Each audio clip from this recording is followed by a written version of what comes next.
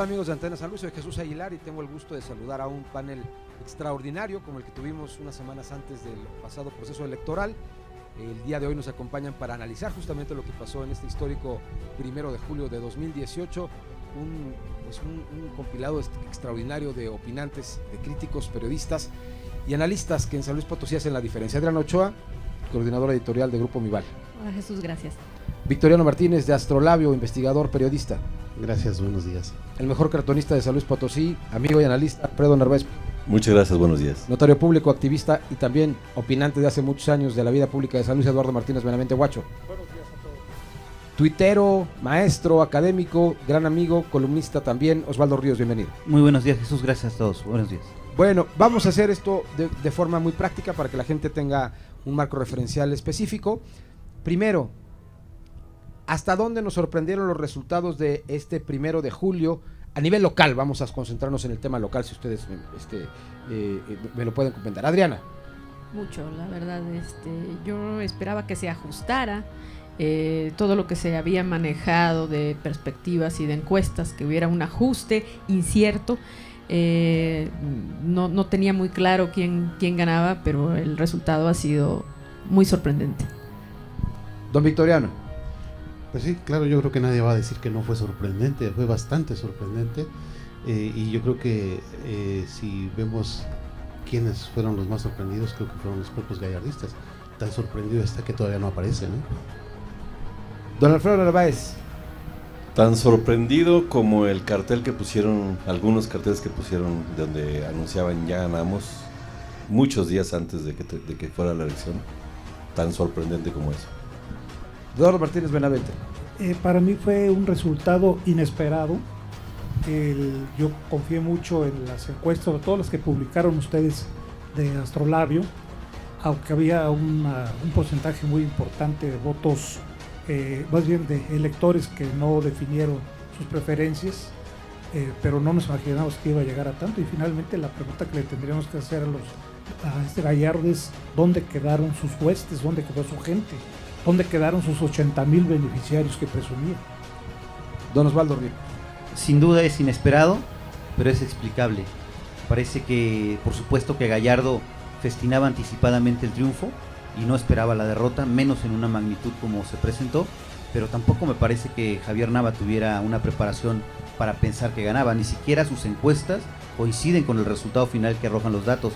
Rebasa esta realidad electoral cualquier pronóstico de unos y de otros, porque nadie pensaba un escenario así. Y en el ámbito local, por ejemplo, Morena gana 8 distritos de mayoría, cuando nunca había ganado un distrito en las urnas. Entonces, por supuesto que el 1 de julio lo que vimos fue una elección absolutamente inesperada y sin referentes previos en San Luis Potosí. Empezamos ahora de regreso, si me permiten, Osvaldo. Pudimos anticipar en el último foro que se podía venir un voto absolutamente diferenciado, y así sucedió. Finalmente la capital la gana el PAN-MC, pero Morena gana muchos de los distritos, se comparten algunos de los del Frente y no. El propio Ricardo Gallardo Cardona salió el martes me parece, a aceptar la derrota y dijo: la gente estaba confundida, no le enseñamos cómo votar, no supo cómo votar. ¿Qué opinas acerca de esta situación? ¿La gente habrá quedado confundida o no? ¿Crees que realmente la gente tenía muy claro lo que quería?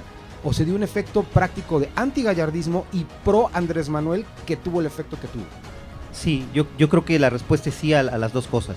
La primera es: San Luis Potosí va a tener una cuádruple alternancia. Vamos a tener un presidente de Morena, de la República de Morena, un gobernador del PRI, un alcalde del PAN, MC, y un congreso con mayoría de Morena, que no logra ser mayoría absoluta, pero digamos tiene mayoría relativa en la Cámara.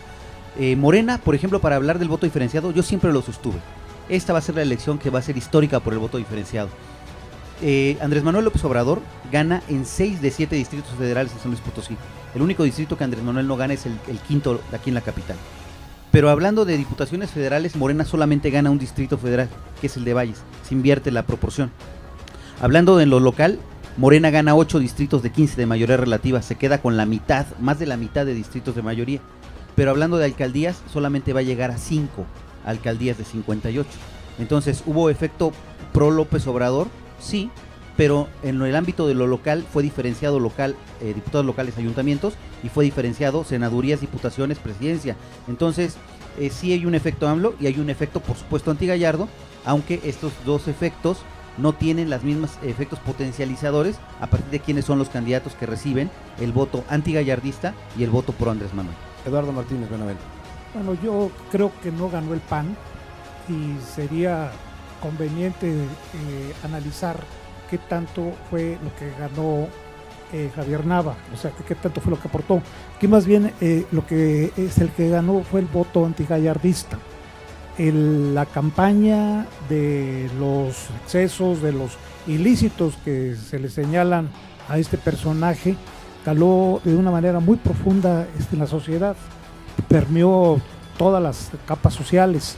Ustedes como periodistas saben qué difícil es que un mensaje llegue a lo más recóndito de esos sectores de la población que por lo general no se interesan en los asuntos públicos. Aquí fue tan insistente, ¿verdad?, de que era una persona corrupta, que era una persona a la que tenía que temérsele, que era una persona que estaba vinculado con los malos, fuera o no cierto esto último, de que extorsionaba, para mí fue lo que más influyó en este resultado. Por eso digo que el PAN, por supuesto que no ganó. Ganó el voto antigallardista. Alfredo Narváez. Creo que la gente ha de haber pensado, porque si uno ve las encuestas por un lado, por ejemplo, parece que iba a arrasar Gallardo y resulta que en las votaciones se refleja totalmente lo contrario. Entonces coincido con ellos respecto a que seguramente la gente pensó su voto y seleccionó lo conveniente. Aquí lo importante es que finalmente la gran campaña mediática que ellos tenían para presentarlos impíos, se puede decir, no funcionó, porque la gente se dio cuenta que verdaderamente lo que estaban viendo y esa fue la forma de expresarlo. Victoriano. Sí, a mí me parece que el resultado, así como dice Martín Benavente, no ganó el PAN porque el gallardismo o la gallardía se autoengañó, o sea, se la creyeron que iban adelante, creyeron todo eso, y le ofrecieron a la gente un panorama que casi iban diciéndole a la gente: ustedes son pobres y voy a darles más. Y yo creo que eso ofendió a la gente retomó su dignidad, y yo creo que por ahí tuvo una reacción en contra de esa gente que iba a ofenderlos diciéndoles que les iba a dar más dádivas, porque las dádivas, ya se vio, no son la panacea para obtener la simpatía de la gente. Y las cajas de muerto tampoco. Bueno, es que aparte, o sea, eso a lo mejor hasta infundió temor. Bueno, ya las habían comprado, igual ahí hay varios candidatos de sus huestes que podían utilizarlas. Adrián Ochoa. Creo que viendo los avances de los resultados, hay un voto diferenciado en algunos segmentos y otro no. Si no, no tendrías estos diputados de Morena que hasta que vimos que llevaban una amplia delantera nos dimos cuenta que iban a llegar, porque yo no los vi haciendo campaña ni los demás. Y acaso algunos chispazos como este de Valles, que dijo que tenía amigos narcos, y el joven que pertenece a una banda, es un chavo banda que lo inscribió Morena como candidato. Eso, hay un voto parejo, porque no sé quién los habrá visto haciendo campaña en donde ganaron. Yo creo que nadie. Pero aparte tienes un voto en un segmento urbano muy ciudadano. En efecto, no ganó el PAN en la capital, ganó Nava. El PAN no. El PAN estaba despedazado, la misma candidatura de Nava tenía rechazos adentro de su propia militancia, que creían que no tenía no había hecho lo suficiente, que no tenía militancia y que no merecía la candidatura. Y aparte, votos diferenciados en cuanto a condiciones de partido. Si tú ves cuántos votos obtiene López Obrador y cuánto otras fuerzas políticas, porque ahí sí lo hubo. Hubo gente que votó Andrés Manuel presidencia, Mabub senaduría en algunos distritos, en el caso de Matehuala y creo que en el quinto también no gana, pero sí obtiene una votación más alta que en el resto. Adriana, empezamos otra vez de regreso. La gallardía jugó en el Estado. O sea, no solamente jugó aquí, eso lo tenemos todos muy claro. Hicieron alianzas, compartieron decisiones en el frente. Por ejemplo, Valles está muy interesante. Tienen una liga inclusive comercial con Adrián Esper y con sus intereses mediáticos allá. Y también apoyaron de alguna u otra manera al candidato que terminó siendo el del frente porque lo tuvieron que palomear, David Medina, que son los que están en la pugna para ver quién gana. Lo más probable es que gane Adrián. Pero en Río Verde terminaron apoyando también al candidato del frente, a Ramón Torres. Jugaron evidentemente Villa de Reyes, Villa de Zaragoza, tal. Y hoy sí tienen la derrota de la capital, pero tienen otros triunfos interesantes al interior del estado. ¿Cuál es realmente el saldo formal del gallardismo hoy? ¿Se acabó el gallardismo? ¿Hasta dónde fue el boquete? ¿Qué va a pasar? ¿Qué creen que suceda en el entorno de lo que sigue? Porque finalmente el objetivo sigue siendo muy claro y se llama 2021. No hay una muerte. Vive gracias a estas alianzas. Y creo que el que más le aportó fue el PAN. Si tú ves, por ejemplo, en el 6º distrito los resultados de Guadalupe Almaguer, ves que sin el PAN no la hubiera librado frente a la candidata de Morena, por ejemplo. Se la hubiera comido si la dejan sola. Ganó con votos panistas gracias a esta alianza. Igual en otros distritos, o sea, y en la presidencia municipal recibieron un golpe, una herida bastante fuerte, y creo que no se acaba en esta etapa, pero sí creo que en las siguientes tuvieron una oportunidad enorme perdida en la capital, dilapidada. Yo dudo mucho que vuelvan a irrumpir con la fuerza con la que tuvieron la alcaldía o la que la tienen ahora. Y vas a ver los resultados después, porque no va a ser lo mismo que busquen alianzas en la situación en la que estaban hace un año a que las busquen en la situación en la que van a quedar. Victoriano. Sí, o sea, de hecho todo eso configura una situación en la que el gallardismo, que antes lo podría uno identificar con el PRD, que fue de lo que se apropiaron para llegar a donde estaban, pues viene quedando casi en una situación pregallardía, ¿no? O sea, está en la situación en la que si acaso alcanza 1 o 2 diputados, que así estaba antes, en alcaldías tenía 9, ahora va a tener 8, y claro, o sea, su reducto principal sería Soledad de Graciano Sánchez, ¿no? O sea, pero en realidad lo que vimos es que se manifiesta ese antigallardismo, y aquí lo dijimos en el programa pasado. Javier Nava logró personificar ese contraste contra el gallardismo, que en realidad por eso no gana el PAN, por eso gana Javier Nava, porque su éxito fue haberse posicionado como la oposición o lo que confrontaba a ese gallardismo, por eso el voto se fue por ahí, ¿no? Bingo. Es como en la guerra, se repliegan, pierden la batalla, pero no la guerra, y se repliegan, como dice, se van a Soledad, a donde inició el proyecto. Yo quiero ver dónde va a caber tanta gente ahora en un municipio tan pequeño. Y se puede decir que la cereza del pequeño pastel que pudieron obtener es Villa de Reyes, nada más, donde una de las gallardistas se queda como alcaldesa de ahí. Y creo que lo que van a hacer es ahora poner todo en cero y volver a iniciar otra vez el proyecto. No creo que estén muertos, políticamente hablando. Y tiene que hacer algo para todo el proyecto que se generó desde diferentes puntos de vista, empresarial, medios de comunicación, social, etcétera. Tiene que alimentar ese monstruo. Entonces, ¿de dónde va a salir? De Soledad. Guacho. Bueno, yo creo que Gallardo o el gallardismo sufrió un golpe de muerte. Es el inicio de su decadencia. Es cierto que le queda Soledad, pero yo no dudo que el ingeniero Hernández, que finalmente está reelecto, o quedó reelecto como alcalde, muy pronto se vaya a desligar de él, inclusive no dudo que hasta lo traicione, realmente ya no lo necesita, y la sobrecarga que va a tener de compromisos, de recibir a todos los damnificados, o los principales damnificados de la capital, va a ser insoportable para él. Entiendo, bueno, no recuerdo ahorita cuántos municipios ganó aquí en la capital de diputaciones. Creo que ganó el de Soledad, nada más.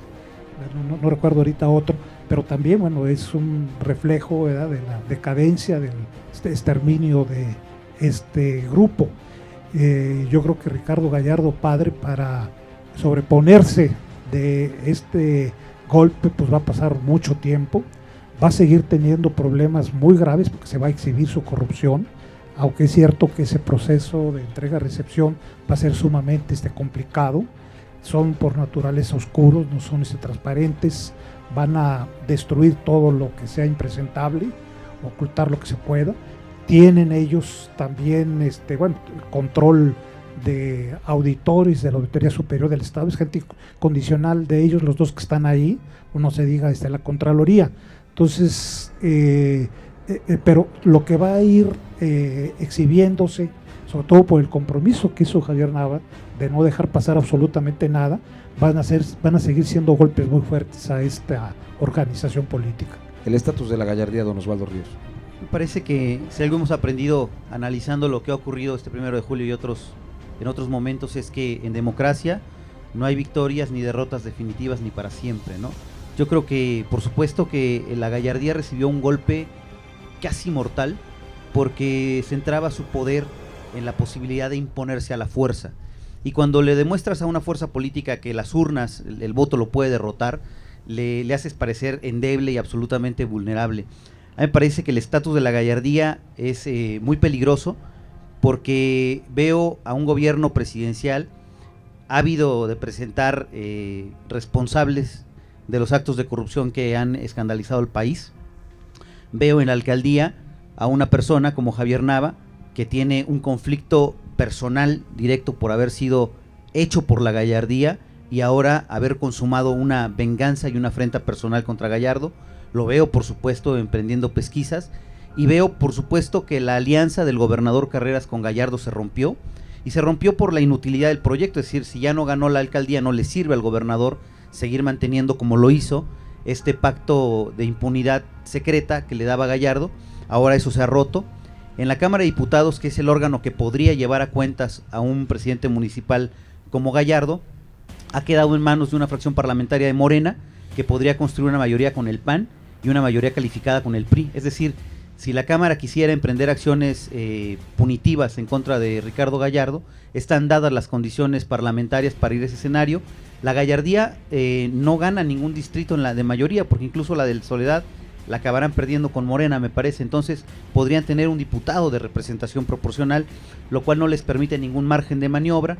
Los órganos de protección y de impunidad que construyeron, como decía Guacho, en el tema de la auditoría, pues evidentemente de origen tienen una impronta gallardista, aunque coincido con lo que decía Pingo. Creo que ahora que ya no tiene el poder municipal, ni tendrá diputados en la Cámara, queda endeble y susceptible de poder ser llevado a cuentas. Y entonces hay una expectativa en la gente en que, insisto, hay una fuerza y unos grupos fácticos de poder que impulsaron a Javier Nava, que tienen muchos, porque fueron beneficiarios de Gallardo antes y ahora son sus enemigos declarados, tienen una necesidad de sangre gallardista en las manos y le están exigiendo a Nava que, para terminar de legitimar su antigallardismo, que de origen es gallardismo, cometa parricidio contra Ricardo Gallardo y lo lleve a la cárcel. Carreras, Juan Manuel Carreras, parecía que tenía el escenario más complicado posible.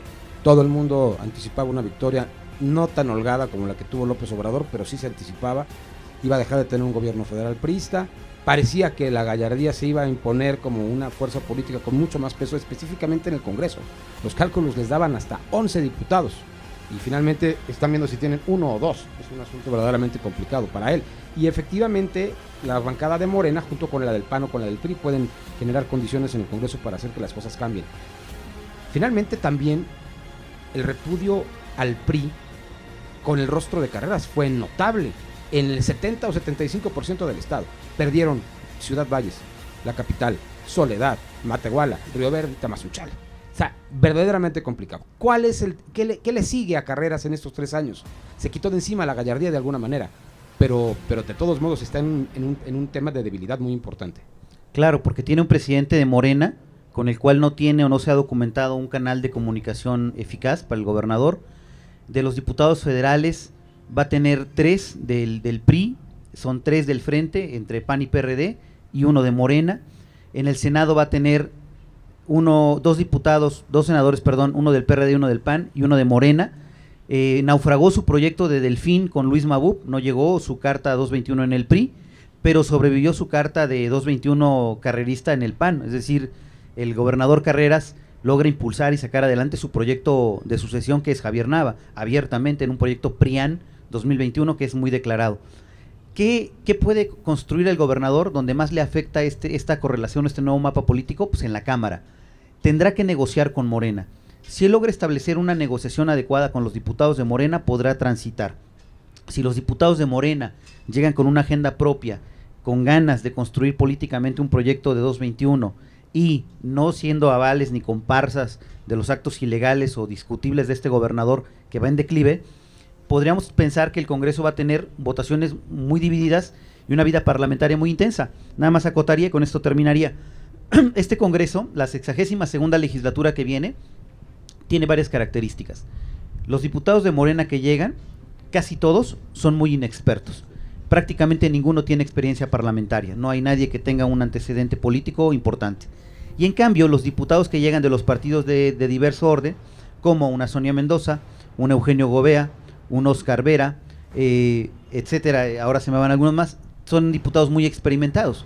Y finalmente Rubén Guajardo, Beatriz Benavente, Martín Juárez, incluso como presidente estatal del PRI, son legisladores que tienen un manejo político más importante. Yo creo que aquí el tema va a ser si en el debate parlamentario y en la lucha de fuerzas los diputados de Morena tienen una buena conducción política, y hoy veo que el liderazgo estatal hacia Morena como partido político está diluido o está vacante, ¿no? Eso es algo que puede influir en cómo construye el gobernador Carreras sus negociaciones de gobernabilidad hacia el 2021. Eduardo Martínez Benavente, Carreras.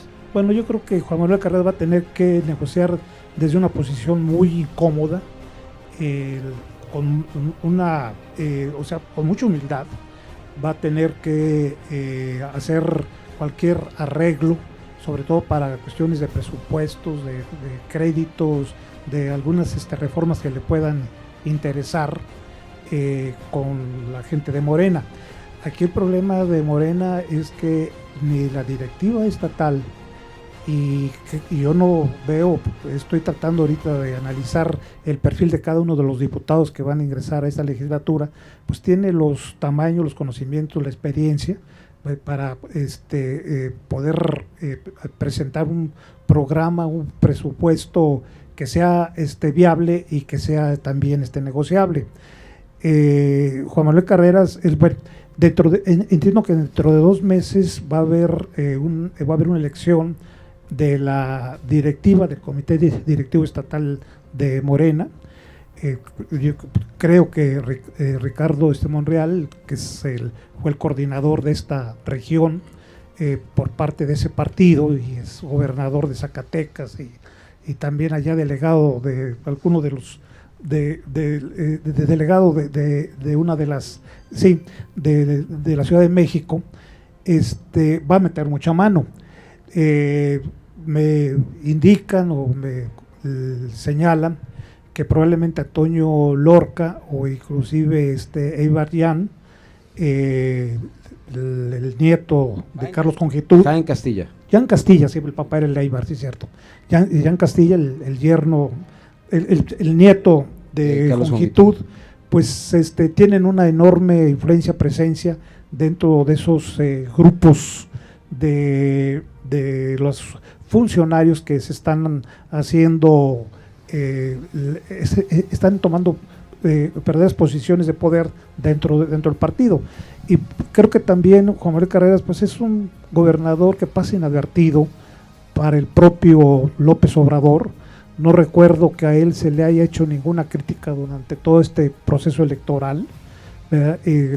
Toda la atención pues ha estado en las corruptelas y tonterías de los diputados. Yo creo que él mismo alienta todos estos ataques pues para pasar desapercibido, que es como le gusta estar. Don Alfredo Narváez Pingo, Carreras. Sí, coincido exactamente. Si en 3 años con un gran número de diputados en el Congreso, con gobiernos municipales del tricolor, si en 3 años precisamente pasó desapercibido, entonces ahora con el haber sido apabullado por una elección presidencial que fue reflejada aquí en San Luis, donde el PRI queda no nada más en tercer lugar, queda hasta atrás completamente, y encima de eso una mayoría relativa del Congreso de Morena, 2 diputados nada más, pocas alcaldías. Yo creo que va a seguir así la cosa. Don Victoriano Martínez. Sí, habrá que ver cómo reacciona Carreras, porque este pacto del que habla Osvaldo, que se elimina, pues también le quita a él la trinchera esa que donde estaba oculto. O sea, tenía enfrente a un Ricardo Gallardo que era quien lo hacía desaparecer y lo hacía permanecer en esa comodidad de una acción gris. O sea, un gobernador que no le gusta aparecer en ningún lado, pues ahora va a tener que aparecer.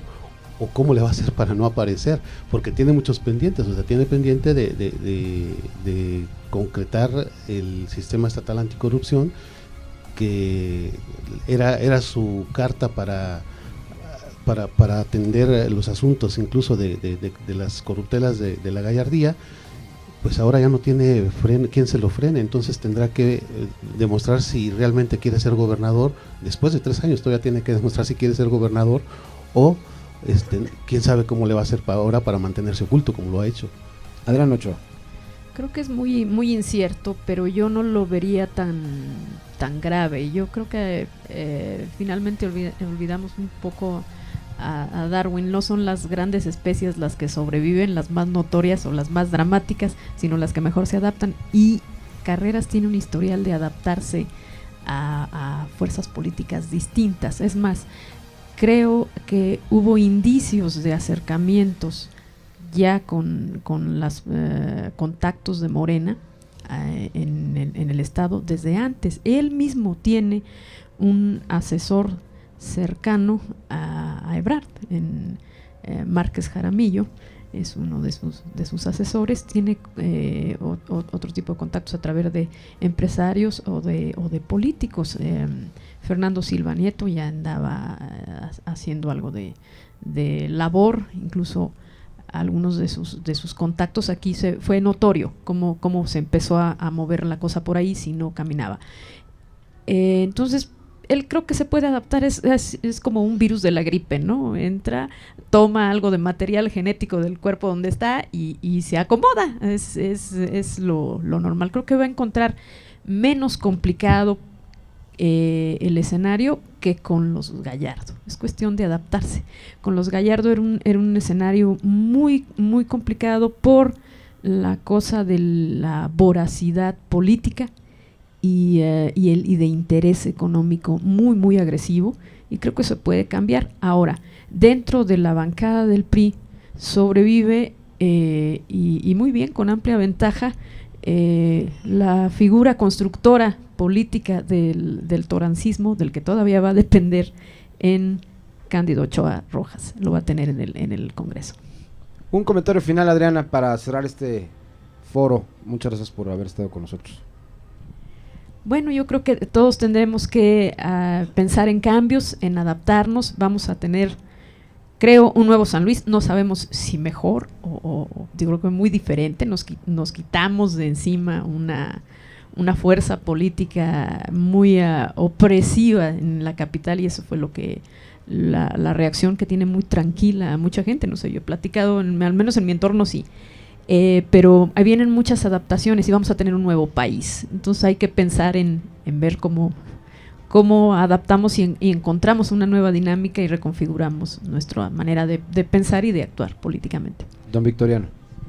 Sí, yo creo que en todo esto lo que habría que también ponerle un poco atención es a la reacción que tuvo el electorado. O sea, yo creo que ahí hay un mérito también en la gente que no se dejó llevar por todo lo que estaba pasando. O sea, vamos, si hablamos de las encuestas, creo que se mencionaba la encuesta de Astrolabio, habría que considerar que había un dato en la encuesta que decía de que en 1 de cada 5 casas no contestaban. Entonces quiere decir que la gente se reserva su opinión hasta el momento en que tiene que ser decisivo, y creo que lo demostró en esta elección, ¿no? Don Alfredo Narváez Pingo. Ahorita es el momento, como sin llamarlo tan peyorativamente, de la incertidumbre, de ver qué viene, qué se espera y todo. Hay un bando cuyos candidatos no ganaron y ahora están del otro lado de quienes ganaron. Entonces sería muy padre hacer otro ejercicio de ese tipo dentro de unos meses para ver, confirmar que alguien estaba cierto y alguien estaba equivocado. Gracias, don Eduardo Martínez Benavente. Sí, yo no creo que la mayor parte de la ciudadanía tenga mayores expectativas con la llegada de Javier Nava para conseguir mejores servicios municipales, sobre todo la cuestión de seguridad, poder también dar o reponer servicios municipales, ¿verdad? De las luminarias, bacheo, el problema de servicio de agua. No creo que la mayor parte de la ciudad llegue con esa expectativa de que va a mejorar todo. Aquí más bien era que Gallardo se fuera, finalmente se logró. Creo que la mayor parte de la población está muy contenta por eso. Javier Nava se va a enfrentar a problemas enormes, principalmente económicos, y de inseguridad. Los económicos, si no hay un incremento importante en lo que se refiere al impuesto predial, que debe ser la fuente principal de ingresos de un municipio, y sobre todo para dar cumplimiento a la ley de catastro, que indica que los valores deben ir parejos con los precios de mercado, y aquí son ridículamente bajos. Si no se incrementa el impuesto de traslado de dominio, por lo menos en las zonas residenciales y en todos estos terrenos que se han especulado y que han hecho millonarios a muchas personas, Javier va a administrar muchas miserias, y va a ser un desgaste enorme. Don Osvaldo Ríos Medra. A mí me parece que lo que viene es incierto, efectivamente, pero yo me quisiera acordar hace 3 años cuando gana Gallardo la elección en San Luis de forma abrumadora, con un poco más de votos que con los que hoy gana Javier Nava. Hace 3 años Javier Nava festejaba levantándole la mano a Ricardo Gallardo ese triunfo. Hoy los dos se enfrentaron y están en trincheras diferentes, y la sensación de la ciudad hoy, a 3 años de distancia, es de que ojalá que las cosas cambien, que ojalá que San Luis ya no esté en el abandono, que ojalá San Luis salga del bache, que se acabe la corrupción, que los grandes traficantes del suelo y los especuladores de la tierra ya no sean quienes dicten las políticas en el ayuntamiento, que una clase política y económica pudiente que vive en ciertas zonas de la ciudad no sea quien ocupe los cargos públicos, y esa expectativa hace que voten por Gallardo y después los potosinos digan: nos equivocamos, hemos elegido a un tipo que es opaco, corrupto, autoritario, represivo. Y hoy, a 3 años de distancia, la expectativa es la misma, que vamos a tener servicios, que se va a sacar de San Luis del Bache, que no va a haber corrupción, que los grandes propietarios de grandes tierras no van a mandar en el ayuntamiento, que habrá agua, que habrá alumbrado público, que serán eficientes los servicios de recolección de basura. Y la pregunta es, frente a eso, yo creo que no basta con que se hayan ido los Gallardo, porque la gallardía no se fue. O sea, hoy gana un gallardista antigallardista. La gallardía ganó de otra manera. Y decían algunos, es que para que la cuña apriete tiene que ser del mismo palo. Y de ahí, de la gallardía, vino el virus que la acaba matando a sí misma. Entonces, yo diría que no se trata de que se vaya Gallardo. Se trata de que se vayan del ayuntamiento el tráfico de influencias, la corrupción la opacidad, los malos servicios y la complicidad de grupos económicos y mediáticos con el ayuntamiento. Que a Gallardo se le cuestiona que alimenta una cofradía de medios para hablar bien de él. Yo esos rasgos también los veo con Javier Nava. Entonces, creo que lo que hay que exigir es que este ayuntamiento no tenga la impronta autoritaria, corrupta y opaca de Gallardo, aunque Gallardo ya no ocupe la presidencia municipal. Gracias a todos. Yo cierro con un pequeño comentario y creo que es válido. A mí lo que me deja la elección es un despertar de la ciudadanía en San Luis Potosí otra vez. Es decir, yo evidentemente coincido con la mayoría. Pienso que no gana el PAN, no gana MC, sí gana Nava, pero Nava era el dispositivo para que la gente se manifestara y dijera, así no queremos las cosas y no necesitamos tal vez, como en otros tiempos, salir a marchar o salir a manifestarse de otra manera. Sí permeó el miedo durante mucho tiempo, pero a la hora buena sí decidieron qué clase de ciudad querían tener, específicamente en San Luis y en el país, porque también el tema del López Obrador fue verdaderamente abrumador. Gracias a todos, Adriana, Victoriano, señor Don Pingo, Guacho, querido Osvaldo, y gracias a ustedes por vernos. Hasta la próxima.